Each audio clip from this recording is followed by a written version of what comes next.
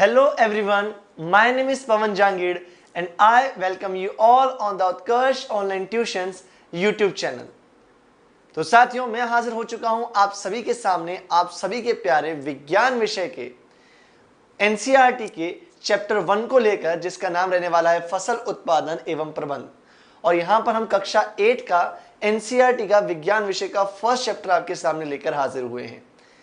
देखिए, last class के अंदर हमने इस चैप्टर को स्टार्ट कर लिया था और इसके अंदर कुछ चीज़ों के बारे में डिस्कशन या कुछ चीज़ों के बारे में चर्चा कर ली थी।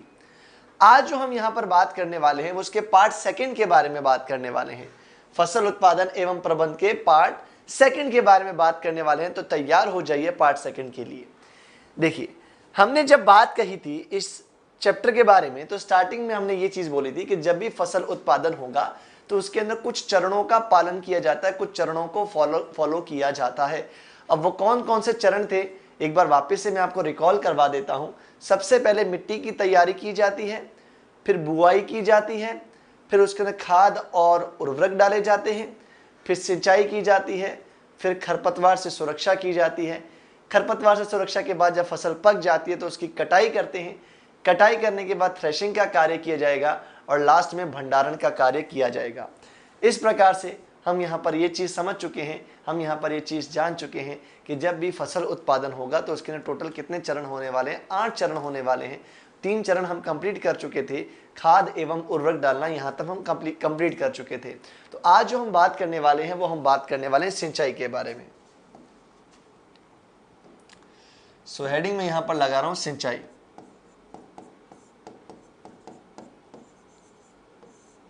देखिए, सिंचाई की अगर मैं यहाँ पर बात करता हूँ तो पौधों को सिंचाई की ज़रूरत क्यों पड़ती है, सिंचाई शब्द का मतलब क्या होता है वो हम समझेंगे।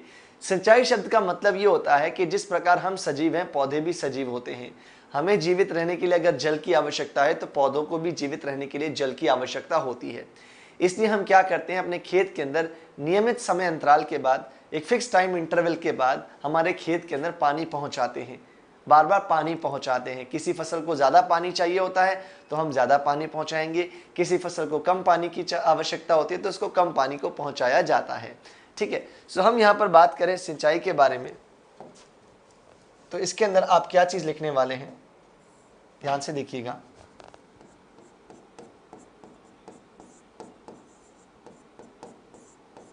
निश्चित समय अंतराल के बाद पौधों या फसल को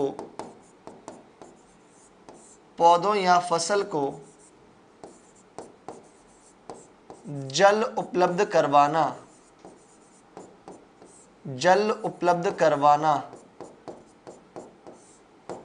ठीक है, ये पॉइंट मैं यहां पर लिख चुका हूं। अब अगला पॉइंट क्या है, नेक्स्ट पॉइंट क्या है, तो नेक्स्ट पॉइंट साथियों अपना ये हो जाएगा कि अगर आप सिंचाई कर रहे हैं, सिंचाई करने के लिए आप पानी कहां से लाएंगे, पानी कहां से लेकर आएंगे, ये इंपॉर्टेंट क्वेश्चन आता है। तो हिम्मत, इसके लिए पानी कहां से लाया जाएगा, तो आप यहां पर देख सकते हैं सिंचाई के स्रोत कि या तो पानी नलकूप से ला सकते हैं, या पानी ट्यूबवेल से ला सकते हैं,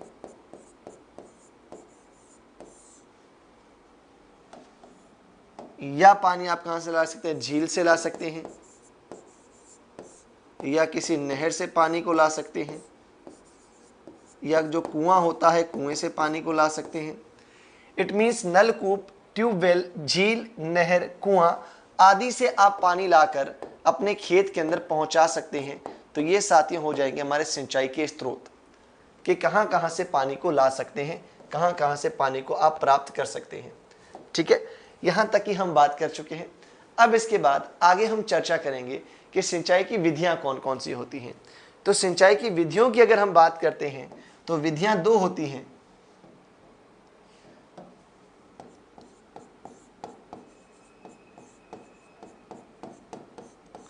दो ही विधियां आप यहां पर पढ़ेंगे।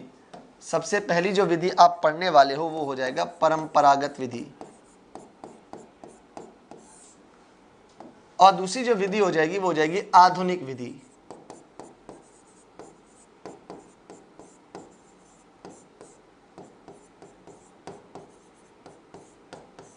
परंपरागत विधियों के अंदर कौन कौन आ जाता है? तो परंपरागत विधियों के अंदर हम कौन कौन से नाम लिखते हैं?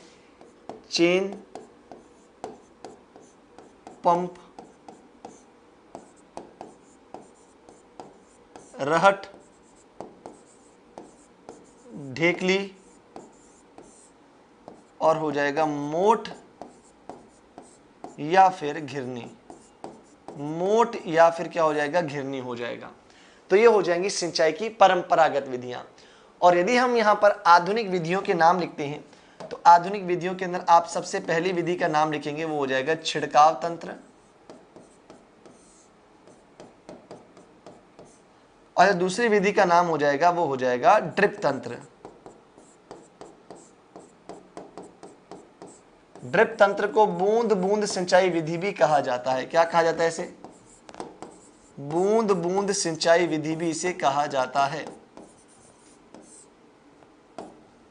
ठीक है, तो ये हम यहां पर कितनी विधियां लिख चुके हैं? 2 विधियां लिख चुके हैं। एक तो परंपरागत विधि और दूसरी विधि का नाम हो जाएगा आधुनिक विधि। ठीक है, अब आगे हम बात करते हैं, आगे चर्चा करते हैं। तो छिड़काव तंत्र के अंदर एक खेत के अंदर बहुत सारे खड़े पाइप आपको दिखाई देते हैं और उन पाइप के मुंह के ऊपर एक नोजल लगा हुआ रहता है। ये नोजल लगातार गतिशील रहता है जिससे पानी बौछार के रूप में पूरे खेत के अंदर पहुंच जाता है। इस विधि को कहा जाता है छिड़काव तंत्र। और यह विधि सबसे ज्यादा उपयोगी कहां पर होती है? ऐसे क्षेत्र जहां पर भूमि असमतल है, उबड़ खाबड़ है, ऐसे स्थानों के अंदर यह विधि बहुत ज्यादा बेस्ट, अच्छी, श्रेष्ठ साबित होती है। ठीक, फिर सेकंड विधि का नाम है ड्रिप तंत्र या बूंद बूंद सिंचाई विधि। इस विधि के अंदर पूरे खेत के अंदर पाइप का जाल बिछा दिया जाता है और पाइप के जाल को बिछाने के बाद उन पाइपों के नीचे छोटे छोटे छिद्र कर दिए जाते हैं और इन छिद्रों से पानी बूंद बूंद करके बाहर निकलता है और मिट्टी में जाने के बाद पौधों की जड़ों तक पहुंच जाता है। इससे क्या होगा? इससे होगा ये कि आपकी फसल को पानी जो है वो लगातार मिलता रहेगा और पानी का वेस्टेज नहीं हो पाएगा। तो ये पानी की बचत करने के लिए सबसे श्रेष्ठ विधि मानी जाती है। ठीक है, तो यहाँ पर विधियां कितनी हो चुकी हैं? 2 विधियां, आधुनिक विधियां और परंपरागत विधियां। आधुनिक विधियों को नाम बता दिए हैं, परंपरागत विधियों के भी नाम बता दिए हैं। अब कुछ लोग ये सोच रहे होंगे कि यहाँ पर पौधों को सिंचाई की आवश्यकता या हमारे फसल को सिंचाई की आवश्यकता क्यों होती है, पानी की आवश्यकता क्यों होती है? तो सबसे पहला रीजन मैं आपको यहाँ पर ये बता देना चाहूंगा कि अगर आप बीजों से पौधों को उगाना चाहते हैं तो जब तक बीजों को पानी नहीं मिलेगा, बीज अंकुरित नहीं होंगे। बीज अगर अंकुरित नहीं होंगे तो उनसे नए पौधे बाहर नहीं निकल पाएंगे। तो बीजों से नए पौधों को अंकुरित करवाने के लिए आपको जल की आवश्यकता रहती है। पहला पॉइंट तो यही हो जाएगा। अब दूसरा पॉइंट क्या होने वाला है, ध्यान से सुनिएगा। दूसरा पॉइंट जो है वो अपना ये हो जाएगा कि अगर आप चाहते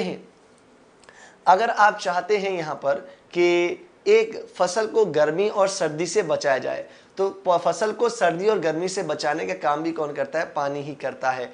इसके अलावा पानी जो है वो पौधे के शरीर के एक भाग से दूसरे भाग तक पदार्थों को पहुंचाने का काम करता है, या शरीर के अलग अलग भागों के अंदर पदार्थों का परिवहन करने का कार्य किसके द्वारा किया जाएगा? पौधे के शरीर के अलग अलग भागों के अंदर पदार्थों का परिवहन जो होता है साथियों, वो किसके द्वारा किया जाता है? सो आपको यहां पर बता देना चाहूंगा, वो पानी के द्वारा किया जाएगा। ठीक है, यहां तक की बात समझ में आ गई सभी को? ओके, यहां तक की बात कंप्लीट हो चुकी है। अब जो आगे हम बात करने वाले हैं वो हम बात करने वाले हैं खरपतवार से सुरक्षा।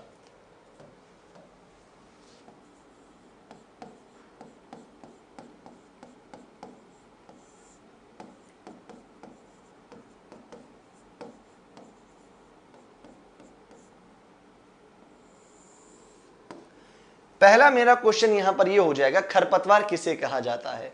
खरपतवार शब्द का अर्थ क्या होता है? खरपतवार शब्द का बहुत सिंपल अर्थ यह होता है कि हमारे खेत के अंदर उगने वाले अनावश्यक या अवांछनीय पौधों को खरपतवार कहा जाता है, जो बगीचे में भी उग सकते हैं, खेत में भी उग सकते हैं या किसी और स्थान पर भी आसानी से उग सकते हैं। तो किसी भी स्थान पर उगने वाले अवांछनीय अनावश्यक पौधों को खरपतवार कहा जाता है। तो यहां पर हम लिखेंगे किसी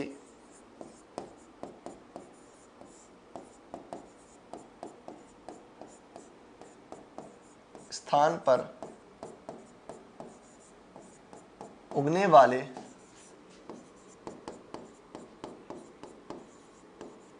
अनावश्यक एवं अवांछनीय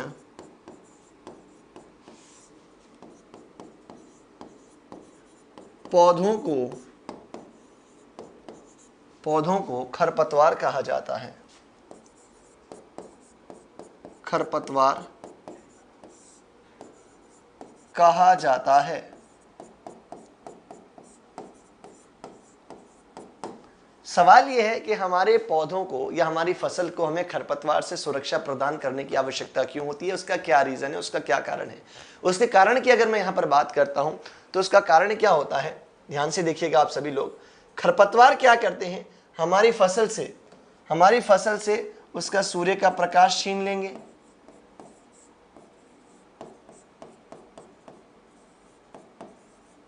उसका आवास या उसका रहने का स्थान छीन लेंगे, उसके जल को छीन लेंगे, उसके पोषक पदार्थों को छीन लेंगे।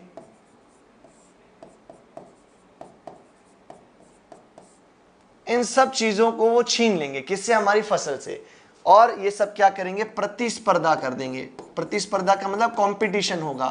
कंपटीशन का मतलब यहां पर जितने हमारी फसल को पानी की आवश्यकता है, पोषक पदार्थों की आवश्यकता है, स्थान की आवश्यकता है या सूर्य के प्रकाश की आवश्यकता है, ये सभी चीजें हमारी फसल को उतनी मात्रा में प्राप्त नहीं हो पाएंगी, क्योंकि ये सब कौन लेकर जा रहा है, खरपतवार लेकर जा रहे हैं।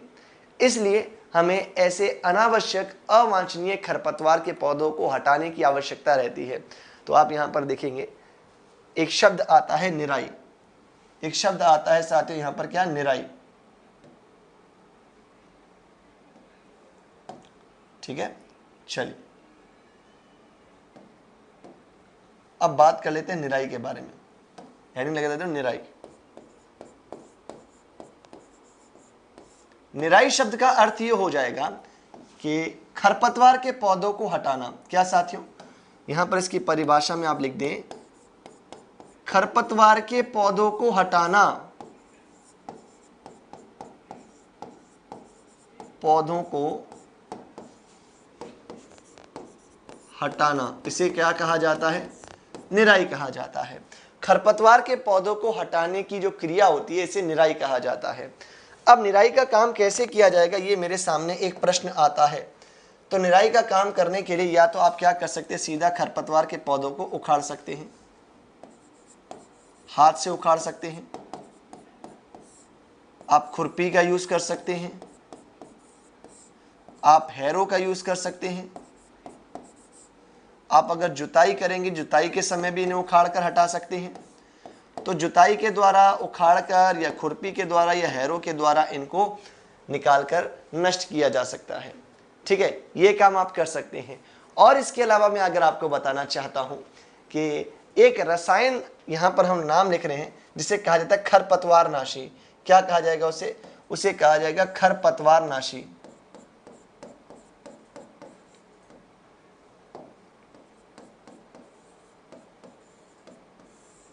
ये खरपतवार नाशी जो होते हैं साथियों, ये कुछ विशेष प्रकार के रसायन होते हैं, विशेष प्रकार के रसायन होते हैं। इन रसायनों को क्या किया जाता है, इन सभी रसायनों को जल में डाला जाता है और जल में डालने के बाद इन सभी रसायनों का क्या कर दिया जाएगा, स्प्रे कर दिया जाएगा। क्या कर दिया जाएगा, स्प्रे कर दिया जाएगा। स्प्रे किस पर करते हैं, स्प्रे करते हैं हमारे खेत में। कहां पर किया जाता है इसका स्प्रे, खेत में कर दिया जाता है। इससे क्या होगा, खरपतवार के पौधे नष्ट हो जाएंगे, खत्म हो जाएंगे और हमारी फसल को किसी भी प्रकार का कोई भी नुकसान नहीं पहुंच पाता है। और ऐसा ही एक सबसे बेस्ट एग्जांपल मैं आपको रसायन का एग्जांपल दे रहा हूं। एक रसायन आता है जिसका नाम होता है 2,4-D। ये एक ऐसा खरपतवार नाशी होता है जिसका यूज हम खेतों के अंदर नॉर्मली जनरली करते हैं ताकि खरपतवार के पौधों को नष्ट किया जा सके। ठीक है, तो यहां तक ये चीज समझ में आ गई सभी को, खरपतवार नाशी क्या होगा। ठीक है, विशेष प्रकार के रसायन है, पानी में डालकर स्प्रे करेंगे और पूरे खेत के अंदर क्या होगा, इनका स्प्रे करने से खरपतवार के पौधे नष्ट हो जाएंगे और हमारी फसल को किसी भी प्रकार का कोई भी नुकसान नहीं पहुंच पाता है। ये इंपॉर्टेंट पॉइंट हो गया। अब इसका उपयोग करते समय हमें एक सावधानी रखने की आवश्यकता होती है। वो सावधानी क्या है, देखिए, जब भी खरपतवार नाशी का छिड़काव किया जाता है तो अपने मुंह को आप किसी कपड़े से ढक लीजिए, अन्यथा क्या होगा, ये खरपतवार नाशी जो होंगे ये आपके जब सांस लेंगे तो शरीर के अंदर चले जाएंगे, जिससे आपको नुकसान पहुंच सकता है। इसलिए हमें इनका स्प्रे करते समय अपने मुंह को ढक लेना चाहिए। अब अगला पॉइंट जो हो जाएगा, नेक्स्ट पॉइंट अपना ये हो जाएगा, हमें कटाई करनी है। फसल पक चुकी है, किसान की कड़ी मेहनत के बाद, किसान की कड़ी मशक्कत के बाद जब फसल पकती है तो खेत के अंदर सोने के दानों के समान क्या होती है, पूरी फसल लहराने लग जाती है। तो जब पूरे खेत के अंदर सुनहरे सोने जैसे दानों के समान फसल लहराने लगती है तब उसकी कटाई की जाती है। अब कटाई का कार्य कैसे किया जाएगा, ये तो कैसे कर सकते हैं, यहाँ पर नॉर्मली आप हाथ से काम कर सकते हैं। हाथ से अगर फसल को काट कर अलग करना है तो यहाँ पर किसका यूज करेंगे, दरांती का यूज करेंगे। किसका यूज करेंगे, दरांती का यूज किया जाएगा। किसका यूज करेंगे, दरांती का यूज करेंगे। और अगर आप चाहते हैं नहीं मैं ये काम किसी मशीन से करूं तो आप यहाँ पर एक मशीन का भी यूज कर सकते हैं जिसे हार्वेस्टर मशीन कहा जाता है। देखो, दरांती का अगर आप यूज करेंगे, दरांती से अगर आप फसल को काटने की कोशिश करते हैं तो उसमें समय भी ज्यादा लगता है, मेहनत भी ज्यादा लगती है और सही से उतना अच्छा काम नहीं हो पाता है। बट अगर आप हार्वेस्टर मशीन का यूज करेंगे तो काम जल्दी होगा, फटाफट होगा, समय कम लग रहा है और अच्छे से काम हो पा रहा है। समय की भी बचत हो रही है, श्रम की भी बचत हो रही है, दोनों ही चीजों की यहाँ पर बचत हो रही है। इसलिए हार्वेस्टर मशीन का यूज आजकल ज्यादा किया जा रहा है। हाथ से फसल को काटने से का काम थोड़ा कम हो चुका है। ठीक है, यहां तक की बात समझ में आई। अब हम आगे जो बात करते हैं, नेक्स्ट अपना पॉइंट हो जाएगा थ्रेशिंग करना। क्या करना, थ्रेशिंग करना।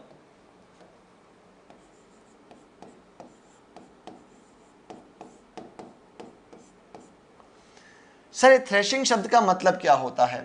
थ्रेशिंग शब्द का अर्थ ये होता है कि आपने जो फसल काटी है, काटी गई फसल के तनों से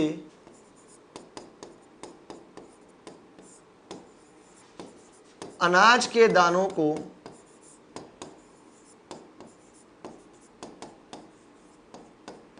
अलग करना। काटी गई जो फसल होती है, काटी गई फसल के जो तने होते हैं उनमें से अनाज के दानों को अलग कर लिया जाता है और इसे थ्रेशिंग कहा जाता है। यह काम हाथ से भी हो सकता है, यह काम मशीन से भी हो सकता है। अगर ये काम आपको हाथ से करना है तो आप कौन कौन सी चीज़ों का यूज़ कर सकते हैं? पहली चीज़ हो जाएगी फटकना। पहली चीज़ क्या हो जाएगी, फटकना।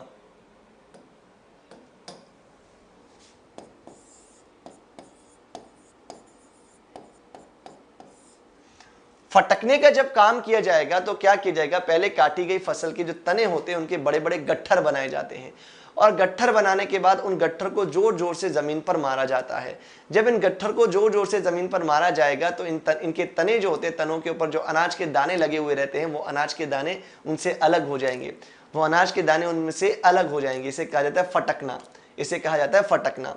फटकना के बाद नेक्स्ट अपना पॉइंट जो हो जाएगा वो हो जाएगा विनोइंग, जिसको हम निष्पावन भी कहते हैं। हिंदी में से निष्पावन भी कहा जाता है। विनोइंग विधि में क्या होता है, जब अनाज के दाने अलग हो जाते हैं तो अनाज के दाने अलग होने के बाद उसमें थोड़ा बहुत भूसा आ जाता है। तो उन अनाज के दानों से भूसे को अलग करने के लिए इस निष्पावन विधि का यूज किया जाता है। इस विधि में हम क्या करते हैं, किसी ऊंचाई से अनाज और भूसे को एक साथ नीचे गिराते हैं। अनाज और भूसे के मिश्रण को एक साथ हम नीचे गिराते हैं। तो जब ऊंचाई से अनाज और भूसे के मिश्रण को गिराया जाता है तो क्या होगा, अनाज भारी होता है वो पास में गिर जाएगा, पर भूसा हल्का होता है, इस कारण वो हवा के झोंकों से काफी दूर गिर जाता है और इस विधि को निष्पावन विधि कहा जाता है।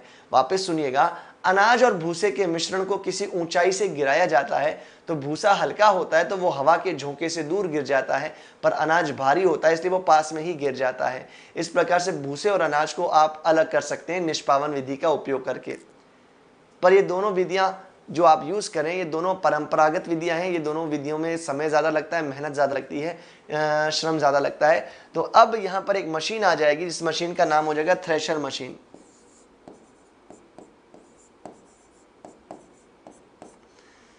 थ्रेशर एक ऐसी मशीन होती है जो एक ही समय के अंदर एक साथ बहुत सारे अनाज के दानों को उसके तनों से अलग कर सकती है।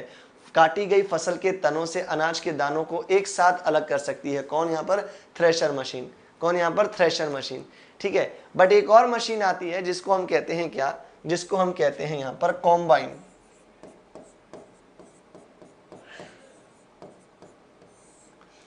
कॉम्बाइन एक ऐसी मशीन होती है जो एक साथ क्या करती है? दोनों काम करती है।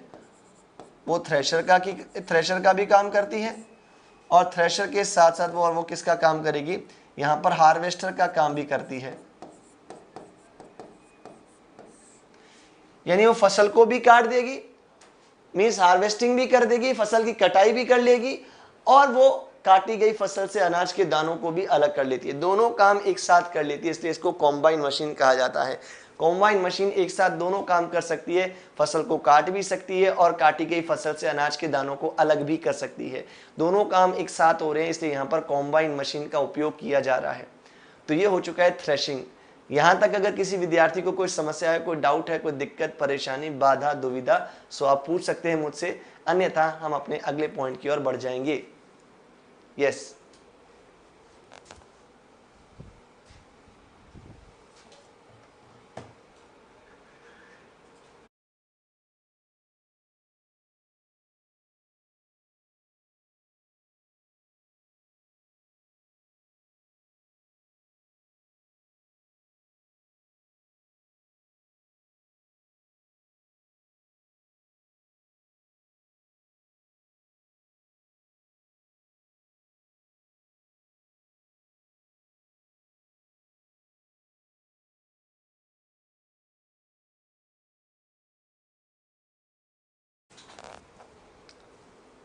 तो जी हाँ साथियों, यहाँ पर अपने टोटल 7 स्टेप कंप्लीट हो चुके हैं। सबसे पहले हम मिट्टी को तैयार कर चुके हैं, फिर हमने बुआई भी कर ली, खाद और उर्वरक भी डाल दिए।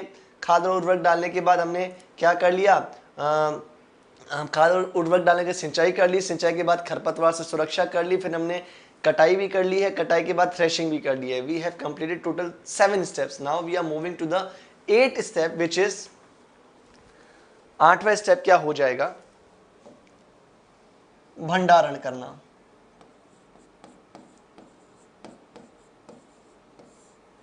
तो जब भंडारण करते हैं तो भंडारण करने से पहले अनाज को पूरा हम सुखा लेते हैं। पूरा धूप में क्या करते हैं? धूप में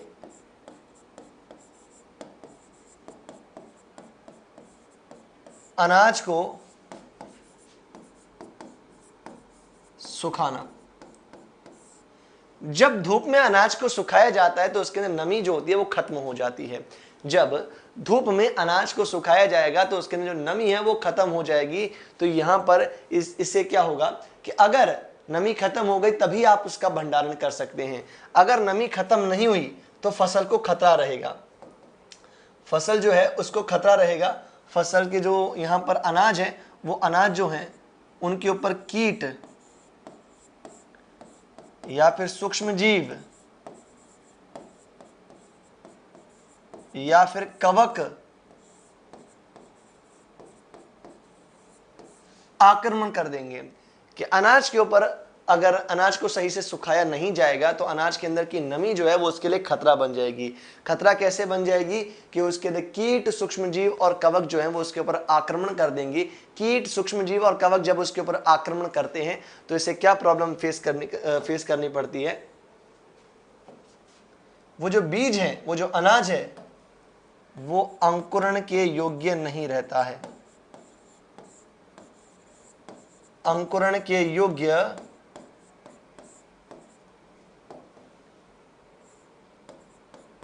नहीं रहता है।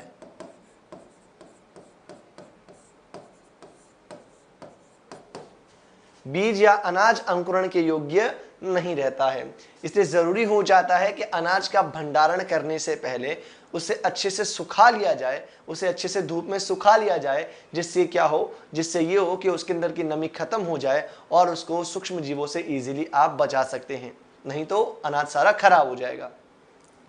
इसके अलावा आपको एक चीज और ध्यान रखनी चाहिए। अनाज जब सुखा दिया फिर इसको क्या किया जाता है? बोरियों में भरा जाता है।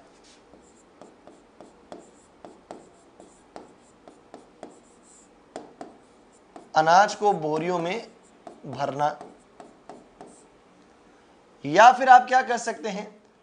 अनाज को बड़े बड़े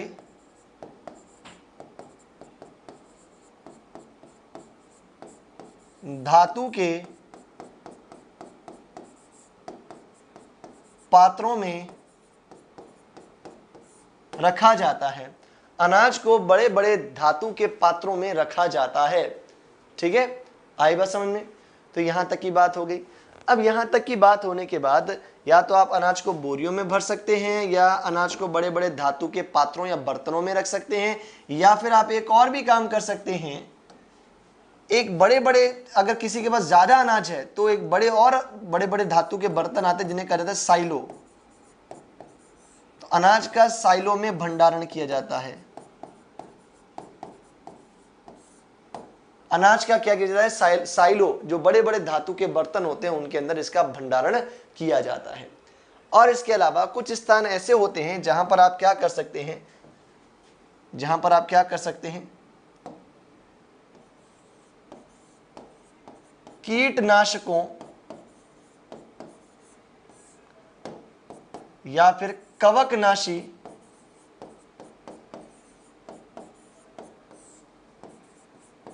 का छिड़काव कर सकते हैं। अगर कीटनाशकों और कवकनाशी का छिड़काव किया जाएगा तो क्या होगा?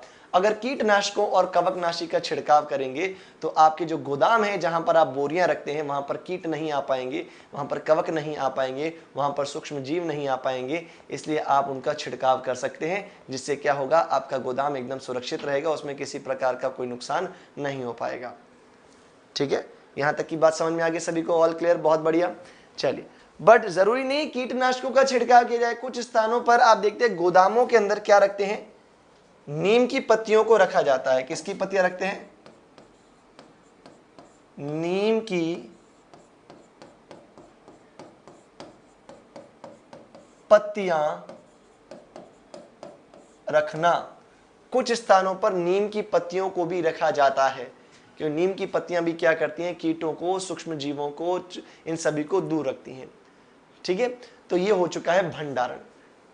भंडारण क्यों किया जाता है? ताकि अनाज को लंबे समय तक सुरक्षित रखा जाए और जब उसकी जरूरत हो तब उसे आगे मार्केट के अंदर पहुंचाया जा सके। जरूरी नहीं है कि सारा अनाज एक बार आया तो उसका एक साथ यूज कर लिया, नहीं। अनाज का भंडारण किया जाता है और आवश्यकता के अनुसार, जरूरत के मुताबिक क्या किया जाता है? उस अनाज को बाहर लोगों तक फिर पहुंचाया जाता है। तो इस चीज का हमें विशेष ध्यान रखने की आवश्यकता हो जाती है। ठीक है, तो यहां तक की हम बात कर चुके हैं। यहां तक की बात करने के बाद अब अगला जो अपना पॉइंट हो जाएगा वो हो जाएगा पशुपालन।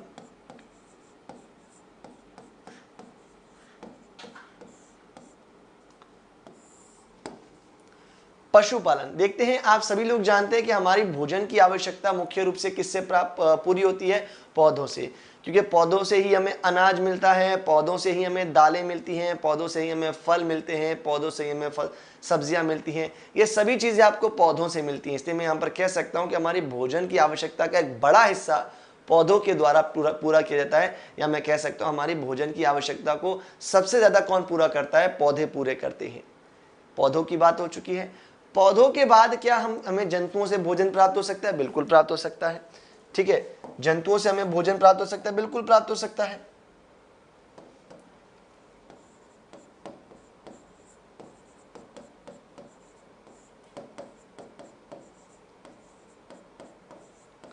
हमें जंतुओं से भी भोजन प्राप्त होता है। जैसे आप देखते हैं दूध आपको मिलता है, आपको अंडे मिल जाते हैं, आपको मांस मिल जाता है और इसके अलावा शहद मिल जाता है। देखिए, हम बात करते हैं शहद आपको किससे मिलता है? मधुमक्खी से मिलता है, इसलिए मधुमक्खी पालन किया जाता है। ठीक है, मांस आपको किससे प्राप्त हो सकता है? तो मांस आपको या तो मुर्गी से प्राप्त हो सकता है, तो इसलिए मुर्गी पालन किया जाता है। मुर्गियों के अलावा और आपको मांस कहां से प्राप्त हो सकता है? मछली से प्राप्त हो सकता है, इसलिए मछली पालन भी किया जाता है, मत्स्य पालन जिसको कहते हैं। इसके अलावा बकरे या बकरी के मांस को भी कुछ स्थानों पर खाया जाता है। ठीक है। तो मांस मुर्गियों से प्राप्त होता है, मुर्गी पालन करते हैं। मछलियों से प्राप्त होता है तो मछली पालन करते हैं। ठीक है। अंडों की बात कही जाती है तो अंडे मुख्य रूप से किससे प्राप्त होते हैं? मुर्गियों से प्राप्त होते हैं, इसलिए हम लिखेंगे मुर्गी पालन किया जाता है। ठीक है। और इसके अलावा दूध की बात करते हैं तो दूध आपको अलग अलग जंतुओं से प्राप्त हो सकता है। जैसे मैं आपके सामने नाम लिखता हूं, गाय, बकरी और भैंस। गाय, बकरी और भैंस जैसे जंतुओं से हमें दूध प्राप्त होता है, इसलिए ऐसे पशुओं को क्या किया जाता है? घर के आसपास किसी स्थान पर पाला जाता है, इनकी देखभाल की जाती है, इनको भोजन उपलब्ध करवाया जाता है जिससे हमें दूध आदि प्राप्त हो सके।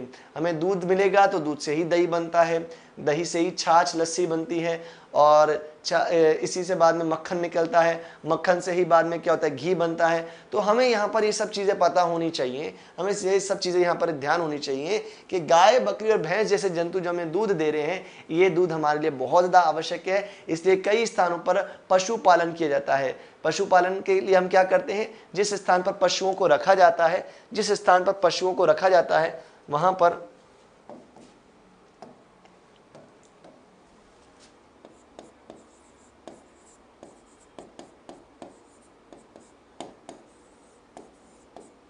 पशुओं की देखभाल के साथ उन्हें भोजन उपलब्ध करवाया जाता है, उन्हें भोजन उपलब्ध करवाया जाता है।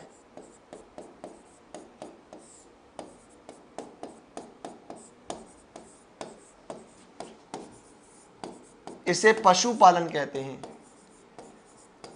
इसे पशुपालन कहते हैं।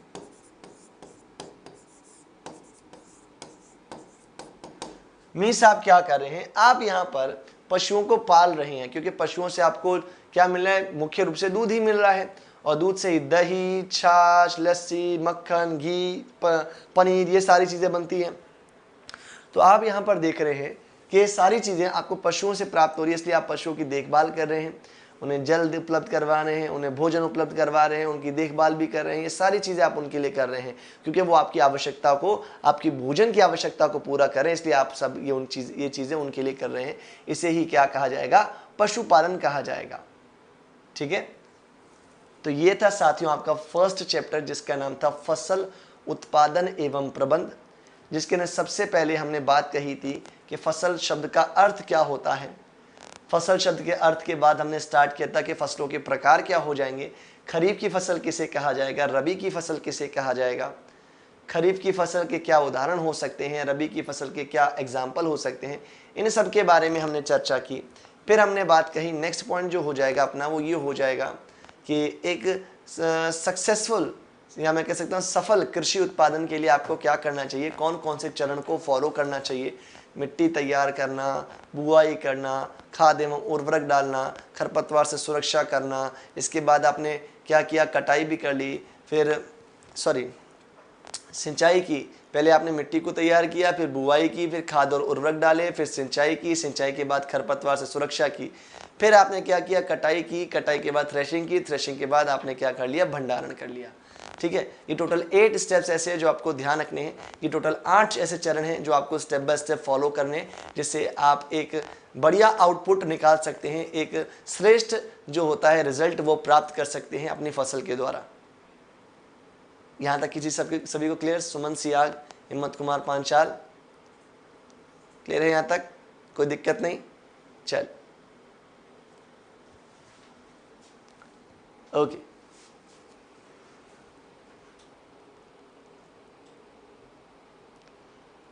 अब साथियों चैप्टर चूंकि आपका एंड हो चुका है, यहां पर पाठ आपका समाप्त हो चुका है, तो अब इसके बाद जो मैं आपको इंपॉर्टेंट न्यूज़ बताने जा रहा हूं, एक खास न्यूज़ बताने जा रहा हूं, वो क्या है? आप सभी विद्यार्थी उसके ऊपर प्लीज़ ध्यान दीजिएगा, विशेष ध्यान दीजिएगा, क्योंकि वो आपके लिए बड़ी फायदेमंद, बड़ी लाभदायक साबित हो सकती है। देखिए क्या है वो इंपॉर्टेंट न्यूज़, क्या है वो मुख्य सूचना आप सभी विद्यार्थियों के लिए। उत्कर्ष ऑनलाइन ट्यूशंस की क्लास 6 to 12 के, चाहे आप हिंदी मीडियम से हैं चाहे आप इंग्लिश मीडियम से हैं, सीबीएसई, आरबीएसई, यूपी, एमपी और बिहार बोर्ड, इन सभी के कोर्सेज के ऊपर रहने वाली है भारी भरकम छूट। मीन्स तगड़ा डिस्काउंट रहने वाला है, शानदार डिस्काउंट रहने वाला है, बहुत ही बढ़िया डिस्काउंट मिलने वाला है। तो बात करते हैं एकेडमिक सेशन 2024-25 की। तो अगर आप 6 to 8 का कोर्स परचेज करना चाहते हैं तो इसका प्राइस रहने वाला है 2500 रुपये। अगर क्लास 9-10 का आप कोर्स परचेज करना चाहते हैं तो इसका प्राइस रहने वाला है 3800 रुपये। अगर आप कक्षा 11-12 का कोर्स परचेज करना चाहते हैं तो इसका प्राइस रहने वाला है 4500 रुपये।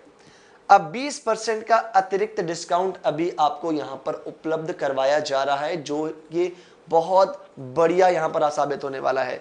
अब 20% का अतिरिक्त डिस्काउंट अगर आपको अवेल करना है, गेन करना है, तो आपको किस चीज़ का ध्यान रखना है, आपको वहाँ पर एक कूपन कोड को अप्लाई करना है। कूपन कोड अगर आप देखेंगे तो इसके अंदर क्या लिखा हुआ है, capital E, capital x, capital T, capital R, capital A, extra, और फिर आपको कोई भी स्पेस नहीं देना है, आपको सीधा लिख देना है 20 एक्स्ट्रा 20 आपको लिखना है। तो ये लिमिटेड टाइम ऑफर है, ऑफर सीमित समय के लिए है। तो अभी कूपन कोड आपको अप्लाई करना है और इस ऑफर का लाभ उठाना है, पर उससे पहले आपको उत्कर्ष ऐप जरूर डाउनलोड कर लेना है, ठीक है। बट इसके अलावा एक और इंपॉर्टेंट न्यूज़ है, वो भी आपको बता देता हूं। वो साथियों न्यूज़ आपके लिए ये रही, आप यहां पर देख सकते हैं। एकेडमिक सेशन 2024-25 की बात कर रहे हैं, उसके हिंदी और इंग्लिश मीडियम के प्रो बैचेस हम आपके लिए लेकर आए हैं। हिंदी और इंग्लिश मीडियम के प्रो बैचेस लेकर आए हैं, और ये प्रो बैचेस जो हैं उनकी अगर प्राइसिंग की बात करते हैं तो प्राइसिंग की बात करने से पहले हम बताने जाएंगे, आपको बताना चाहेंगे कि प्रो बैच और एक नॉर्मल बैच में क्या डिफरेंस है। देखिए, अब प्रो बैच के स्पेशल फीचर्स क्या रहने वाले हैं, ध्यान रखिएगा। अगर आप बोर्ड क्लासेस से हैं तो आपको कंप्लीट सिलेबस तो करवाया जाएगा, बट उसके अतिरिक्त 2 चीजें आपको और मिल रही हैं। वो क्या है, क्रैश कोर्स भी मिल रहा है और मॉडल पेपर का सॉल्यूशन भी मिल रहा है, मॉडल पेपर्स भी आपको मिल रहे हैं। बट अगर हम बात करते हैं आप नॉन बोर्ड क्लासेस से हैं, जैसे क्लास 6 से हैं, क्लास 7 से हैं, क्लास 9 से हैं, क्लास 11 से हैं, तो आपको कंप्लीट सिलेबस भी करवाएंगे, क्रैश कोर्स भी करवाएंगे, बट मॉडल पेपर के स्थान पर आपको क्या दे रहे हैं, इंपॉर्टेंट क्वेश्चन पेपर्स आपको प्रोवाइड करवाए जा रहे हैं। इंपॉर्टेंट, जिसके अंदर महत्वपूर्ण प्रश्नों का समावेश रहेगा, महत्वपूर्ण प्रश्न जो आपके एग्जाम के दृष्टिकोण से इंपॉर्टेंट हो सकते हैं, उनका समावेश रहेगा, वो आपको उपलब्ध करवाए जाएंगे, ठीक है। सो अब यहां पर बात करते हैं कि अगर आप क्लास 6 to 8 का कोर्स परचेस करना चाहते हैं तो इसका प्राइस रहने वाला है 3500 रुपीज। अगर क्लास 9-10 का कोर्स परचेस करना चाहते हैं तो इसका प्राइस रहने वाला है 5000 रुपीज, और अगर क्लास 11-12 का कोर्स परचेस करना चाहते हैं तो इसका प्राइस रहने वाला है 6000 रुपीज। इसके लिए भी अगर आप 20% का अतिरिक्त डिस्काउंट लेना चाहते हैं तो आपको वापस से कूपन कोड को अप्लाई करना पड़ेगा। कूपन कोड आप यहां पर स्क्रीन पर देख सकते हैं, capital E, capital x, capital T, capital R, capital A, और उसके बाद बिना स्पेस दिए सीधे आपको लिख देना है 20, इट मींस एक्स्ट्रा 20। अब ये ऑफर लिमिटेड टाइम के लिए है, तो ऑफर सीमित समय के लिए, इसलिए अभी आपको फटाफट से कूपन कोड को अप्लाई करना है और इस ऑफर का लाभ उठाना है, बिना किसी देरी के, बिना किसी यहां पर इंतजार के। फटाफट से इस ऑफर का लाभ उठाना है, और इससे पहले आपको उत्कर्ष ऐप को जरूर डाउनलोड कर लेना है, क्योंकि जब तक उत्कर्ष ऐप डाउनलोड नहीं करेंगे इन सारे फीचर से आप वंचित रह जाएंगे, ठीक है। तो तैयार हो जाइएगा सभी विद्यार्थी, मिलेंगे अपनी अगली क्लास में। तो आज की क्लास को हम यहीं पर एंड करने जा रहे हैं। आप सभी विद्यार्थी हमेशा इसी प्रकार से हंसते रहें, मुस्कुराते रहें, स्वस्थ रहें। आप सभी का बहुत बहुत धन्यवाद।